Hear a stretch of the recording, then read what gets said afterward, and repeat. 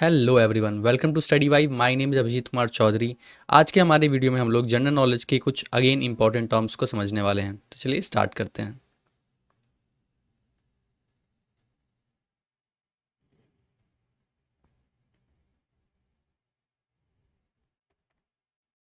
हम्म, तो last time हम लोगों ने टैक्सेशन वाले सिस्टम को समझ लिया था। आज के हमारे वीडियो का टॉपिक है बजट।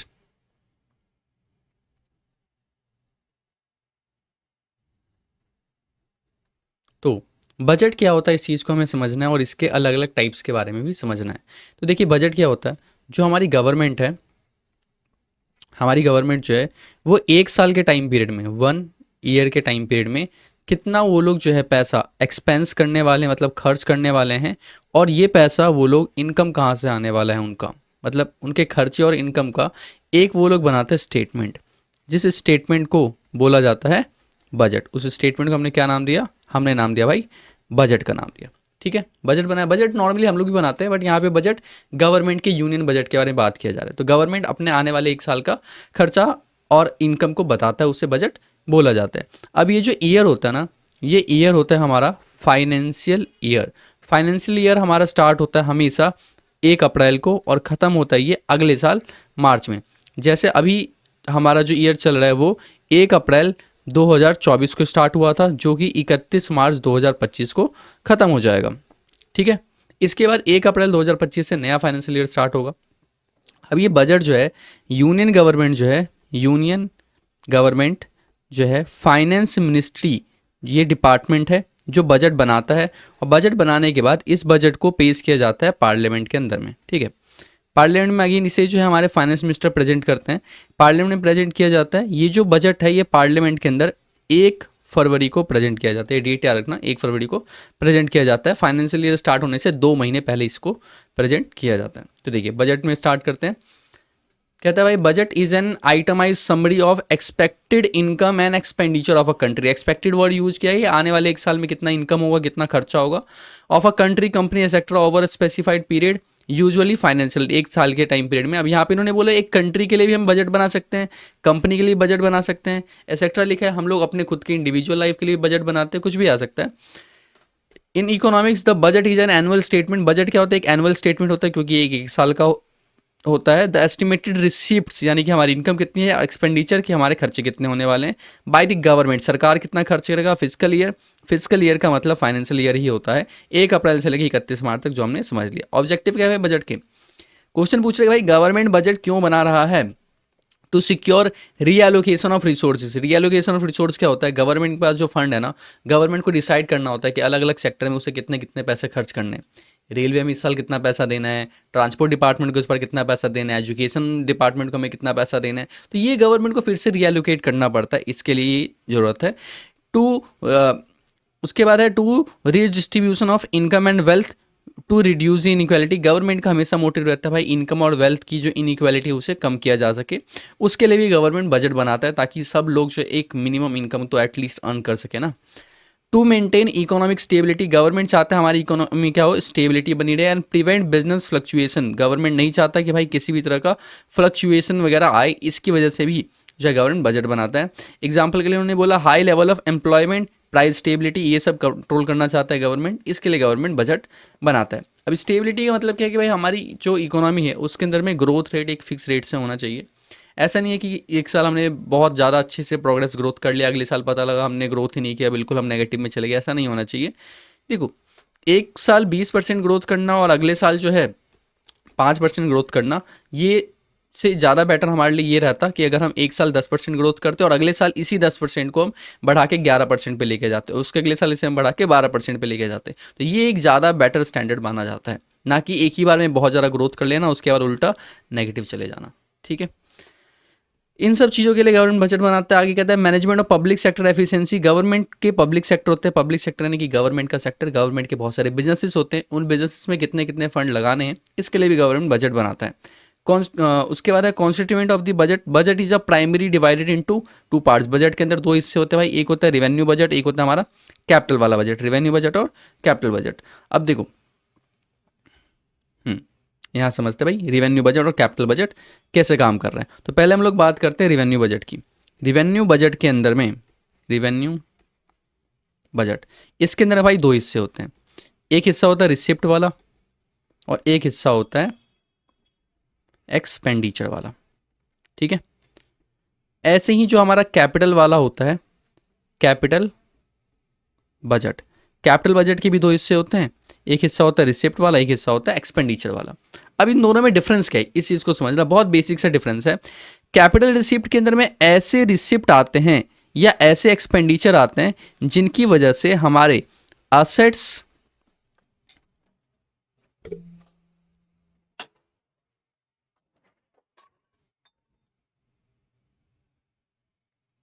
जिनकी वजह से हमारे असेट्स या लाइबिलिटी की वैल्यू में कुछ ना कुछ चेंज आता है, तो उनको हम लेके जाते हैं कैपिटल बजट के अंदर में, रिसिप्ट और एक्सपेंडिचर में।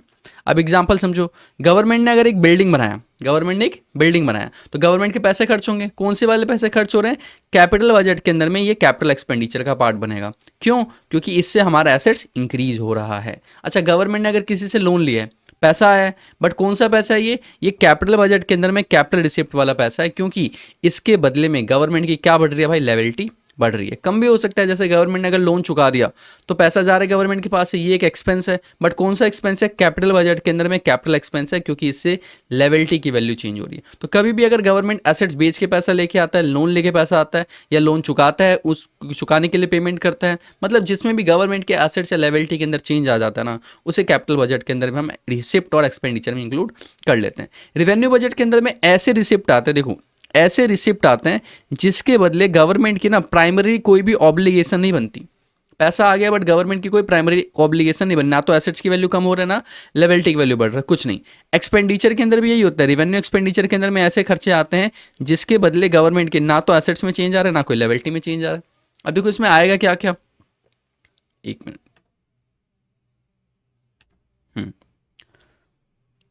अब इसके अंदर में क्या क्या चीज़ आने वाली है, देखो इस चीज़ को भी समझ लेते हैं।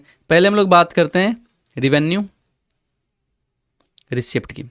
भाई रिवेन्यू रिसिप्ट के अंदर में क्या क्या आएगा, रिवेन्यू रिसिप्ट के अगेन दो हिस्से होते हैं, एक हिस्सा होता है टैक्स और एक होता है नॉन टैक्स, ठीक है। टैक्स और नॉन टैक्स। टैक्स के नाम पे गवर्नमेंट के पास क्या क्या आता है भाई, एक आता है इनकम टैक्स, इनकम टैक्स, एक आता है गवर्नमेंट के पास जीएसटी, उसके बाद गवर्नमेंट के पास आता है एक्साइज ड्यूटी, अभी भी कुछ ऐसे प्रोडक्ट है जिस पे एक्साइज ड्यूटी अप्लाई होता है। साथ ही गवर्नमेंट के पास आता है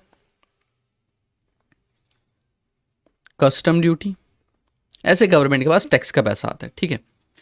अच्छा, नॉन टैक्स में गवर्नमेंट के पास क्या क्या आएगा, नॉन टैक्स में टैक्स के अलावा गवर्नमेंट के पास जो भी पैसा आता है वो सब नॉन टैक्स में चला जाता है, जैसे कि गवर्नमेंट के जो बिजनेसेस हैं उससे आने वाला प्रॉफिट, गवर्नमेंट को किसी और बिजनेस से मिलने वाला डिविडेंड, गवर्नमेंट को मिलने वाला इंटरेस्ट, या फिर हम लोग जो है बहुत सारे गवर्नमेंट को रजिस्ट्रेशन करवाने के बदले फीस पे करते हैं, लाइसेंस के बदले फीस पे करते हैं, या फिर हम लोग फाइन और पेनल्टी पे करते हैं। ये सब कुछ गवर्नमेंट की इनकम का पार्ट बन जाता है, बट कौन सी इनकम है, नॉन टैक्स इनकम है। समझ में आया, रेवेन्यू रिसिप्ट के अंदर में टैक्स रिसिप्ट और नॉन टैक्स रिसिप्ट, ठीक है भाई।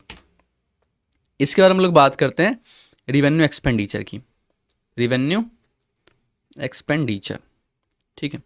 अभी हम लोग ये रीड भी करने वाले कि यहाँ पे ये सब चीज़ें क्या गिवन है, बट पहले हम लोग समझ लेते हैं कि भाई क्या क्या चीज़ आती है, इससे फिर और ज़्यादा रीड करेंगे तो हमें और अच्छे से समझ में आएगा। रेवेन्यू एक्सपेंडिचर की जब हम लोग बात करते हैं, इसके अंदर में दो आता है भाई, एक आता है प्लैंड एक्सपेंडिचर और दूसरा आता है हमारे पास नॉन प्लैंड एक्सपेंडिचर, ठीक है। ये दो आते हैं।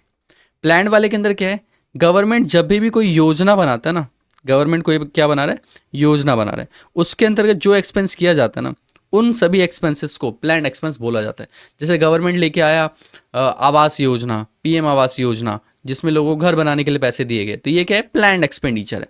या गवर्नमेंट लेके आ गया ऐसे ही उज्ज्वला योजना, जिसमें गवर्नमेंट ने फ्री में सिलेंडर वगैरह बांटे थे, तो ये भी क्या आ जाएगा, हमारा प्लान एक्सपेंडिचर में आ जाएगा। नॉन प्लान एक्सपेंडिचर के अंदर में क्या आता है, अब गवर्नमेंट के बहुत सारे कंपनीज हैं, बिजनेसेस हैं, उसके अंदर काम करने वाले गवर्नमेंट के एम्प्लॉयज़ हैं, उसको जो गवर्नमेंट सैलरी पे कर रहा है वो नॉन प्लान है, गवर्नमेंट प्लान नहीं बना रहा ना इसके लिए कोई, तो क्या है, नॉन प्लान एक्सपेंडिचर का पार्ट है। सैलरी, गवर्नमेंट जो इंटरेस्ट पे कर रहा है, वो यहाँ पे आ जाता है।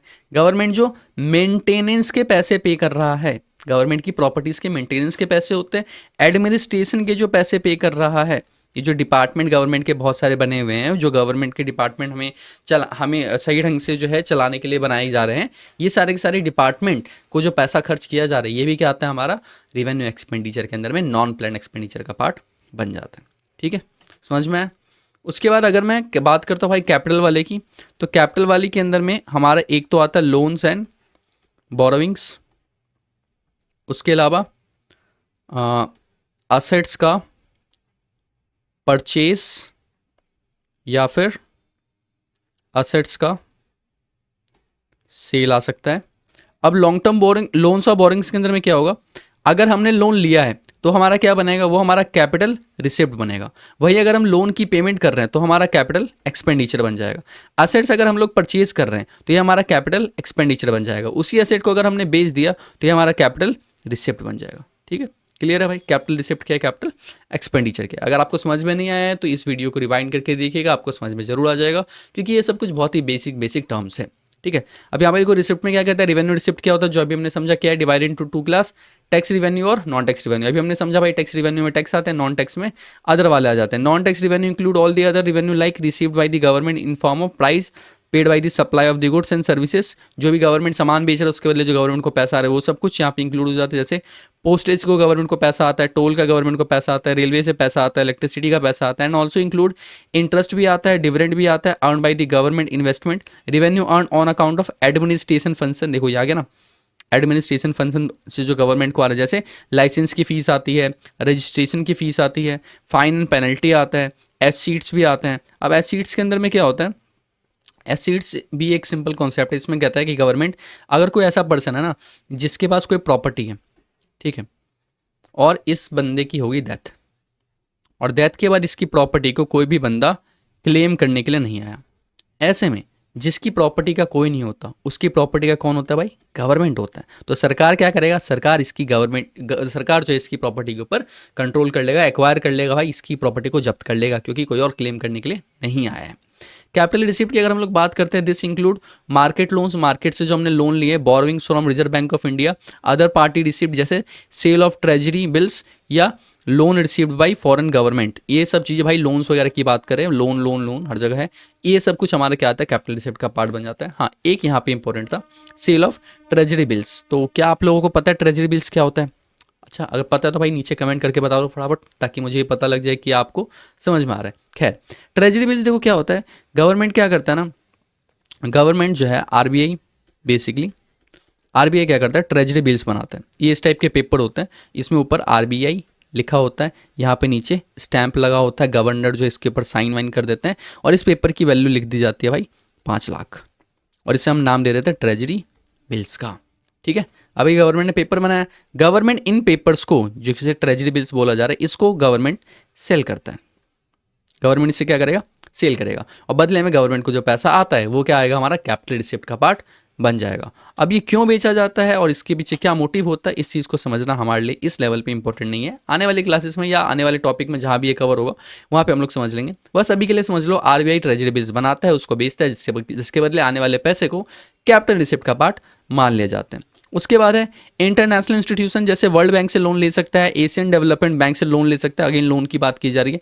Recovery of loan guarantee to other state government, जो सेंट्रल गवर्नमेंट ने स्टेट गवर्नमेंट को लोन दे रखा है उसकी रिकवरी हो रही है। या union territory governments and other parties small savings deposits in public provident fund, इन सब चीज़ों से आने वाला पैसा भाई क्या आता है, हमारा कैपिटल रिसिप्ट का पार्ट बन जाता है।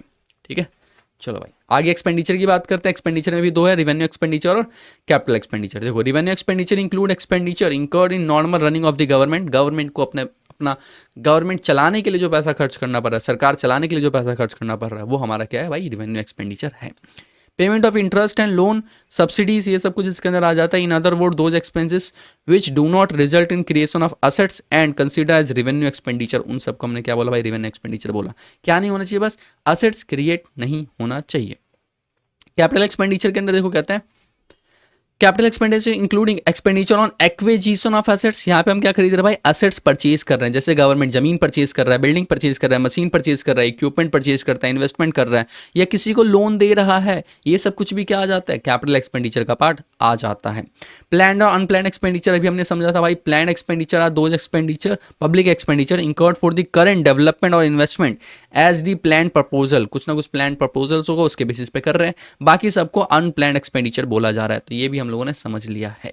ठीक है, देन अपने पास डेवलपमेंट और नॉन डेवलपमेंट एक्सपेंडिचर आ जाता है भाई, ये भी सिंपल ही है, developmental expenditure it includes plan expenditure of railway, post office, telecommunication or non-development commercial undertakings, finance out their internal and external budgetary resources including market loan and terms, loans from financial institution to the state government, public sector enterprises, also development loans to non-development undertakings and other parties by the central government, इन सबको developmentary expenditure बोला जा रहा है। Basically हमारी country को develop करने के लिए जो भी पैसा गवर्नमेंट खर्च कर रहा है, चाहे गवर्नमेंट खुद से कर रहा है, अच्छा यहाँ गवर्नमेंट मीन सेंट्रल गवर्नमेंट, चाहे गवर्नमेंट खुद से कर रहा है या गवर्नमेंट स्टेट गवर्नमेंट को पैसा दे रहा है डेवलपमेंट करने के लिए, वो सब कुछ भी क्या आ जाएगा हमारा भाई, डेवलपमेंट्री एक्सपेंडिचर के अंदर आ जाएगा। नॉन डेवलपमेंट्री एक्सपेंडिचर की बात करें तो including expenditure on defence, defence पे पैसा खर्च कर रही है गवर्नमेंट, इंटरेस्ट की पेमेंट कर रही है गवर्नमेंट, टैक्स कलेक्शन से जो गवर्नमेंट को पैसा आ रहा है, पुलिस डिपार्टमेंट को दिया जाने वाला पैसा, जुडिशरी को दिया जाने वाला पैसा, जुडिशरी यानी कि अपना लॉ एंड अपना जुडिशरी सिस्टम यानी कि जजेस की बात किया जा रहा है यहाँ पे, कोर्ट वगैरह को जो चलाने के लिए पैसा खर्च करना है। Other expenditure like expenditure on general administration, देखो एडमिनिस्ट्रेशन आ गया ना, जनरल एडमिनिस्ट्रेशन यानी कि अपना ये पुलिस डिपार्टमेंट वगैरह और जो सेंट्रल ब्यूरो ऑफ इंडिया है, CBI department, income tax department, दूसरे जो डिपार्टमेंट इन सबको चलाने के लिए खर्चा। Natural and accidental calamities relief grant या loan non development work to the foreign या कंट्रीज एंड सब्सिडीज, इन सब चीज़ों को नॉन डेवलपमेंट्री एक्सपेंडिचर में रखा जा रहा है। डेवलपमेंट के लिए पैसा खर्च करेंगे तो डेवलपमेंट्री एक्सपेंडिचर, डेवलपमेंट के लिए पैसा नहीं खर्च करे तो नॉन डेवलपमेंट्री एक्सपेंडिचर। अब यहाँ पे देखो इंपॉर्टेंट है balanced surplus and deficit budget, तो भाई हमारे बजट के 3 हिस्से होते हैं। ठीक है, अब यहाँ समझते हैं, यहाँ पे हमने बनाया बजट, और बजट में हमने समझा एक हिस्सा होता है हमारा एक्सपेंडिचर का, एक हिस्सा होता है हमारा रिसिप्ट वाला। अब मान लेते हैं कि भाई गवर्नमेंट ने बोला एक साल के अंदर हमें 100 रुपये खर्च करने हैं और गवर्नमेंट की रिसिप्ट एक साल की सिर्फ 80 रुपये है। अब ये दुविधा है भाई, गवर्नमेंट 100 रुपये खर्च करना चाहता है, गवर्नमेंट ने ये प्लान किया, लेकिन गवर्नमेंट की जो इनकम आने वाली है सिर्फ 80 रुपये आने वाले। क्या इसका मतलब ये है कि गवर्नमेंट 100 रुपये खर्च नहीं करेगा, सिर्फ 80 रुपये खर्च करेगा, 20 रुपये हम कम कर लेते हैं, खर्चों से समझौता कर लेते हैं? तो देखिए ऐसा नहीं हो सकता। क्यों नहीं हो सकता? क्योंकि गवर्नमेंट जो ये प्लान कर रहा है ना एक्सपेंडिचर, ये हमारे डेवलपमेंट के लिए बहुत ज़्यादा ज़रूरी होता है, हमारी कंट्री के लिए बहुत ज़्यादा ज़रूरी होता है, तो हम इसके साथ कॉम्प्रोमाइज़ नहीं कर सकते हैं, तो हमें 100 रुपये खर्च करने ही करने। अच्छा, अगर हमारी इनकम 80 रुपये तो हम 100 रुपये कैसे खर्च कर सकते हैं? बहुत आसान है भाई, क्या करेंगे, 20 रुपये का हम लोन ले लेंगे, यहाँ पे हम डाल लेते हैं 20 का हम क्या लेंगे, लोन लेंगे। वैसे और भी दूसरे ऑप्शन है हमारे पास, बट हाँ ये जो 20 रुपये का जो डिफरेंस है ना, इस डिफरेंस को बोला जाता है डेफिसिट, डेफिसिट बोला जाता है। अब डेफिसिट समझ में क्या है? अच्छा, ऐसा उल्टा भी तो हो सकता था ना, क्या होता कि अगर हमारा इनकम आ रहा है 120 रुपये, हमें खर्चे करने सिर्फ 100 रुपये, यानी कि 20 रुपये हमारे बच गए, 20 रुपये हमारे सेव हो गए, बच गए, इसे बोला जाएगा सरप्लस। क्या बोला हमने भाई? सरप्लस बोला। और तीसरा केस भी बन सकता है जहां पे हमें 100 रुपये खर्च करने और 100 रुपये ही हमारी इनकम भी है, तो इसे हम क्या बोलेंगे? इसे हम बोलेंगे बैलेंस्ड बजट। ठीक है, deficit budget, surplus budget, balance budget, समझ में आया? Deficit, balanced, surplus. ठीक है।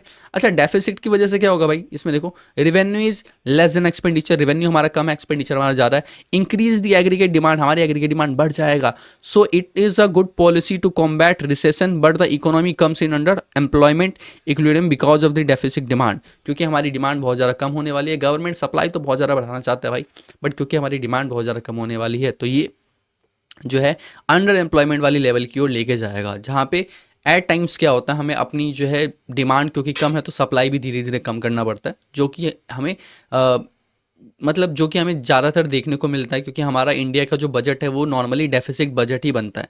इंडिया का ही नहीं बल्कि आपको मैं बताऊं तो ज़्यादातर जो डेवलपिंग कंट्रीज होते हैं ना, उन सब के बजट हमेशा डेफिसिट बजट ही बनते हैं। बैलेंस बजट ये बहुत ही आइडियल सिचुएशन होता है, नॉर्मली नहीं बनता है, या सिर्फ डेवलप कंट्रीज के अंदर ही बनता है। ये हमें क्या बता रहा है भाई? Revenue is equal to expenditure. ठीक है, slightly increase in the aggregate demand and is a good policy to bring the economy near full employment to the full employment equilibrium. ये इक्विलिब्रियम वाले लेवल के लिए बहुत ज़्यादा अच्छा हो जाता है, जहाँ पे अच्छा यहाँ पे देखो ये बार बार आ रहा है ना, इक्विलिब्रियम लेवल। इसका मतलब होता है एक ऐसा आइडियल सिचुएशन, एक ऐसा आइडियल सिचुएशन जहाँ पे जितने भी लोग जॉब करना चाहते हैं उन सब लोगों को जॉब मिल जाए, तो उसे बोला जाता है फुल्ली इक्विलिब्रियम लेवल, ठीक है, या फुल एम्प्लॉयमेंट लेवल भी बोला जाता है। अब इसमें भी एक छोटा सा कैच है कि भाई जो लोग जॉब करना चाहते हैं ना सिर्फ उनको ही जॉब मिलेगा।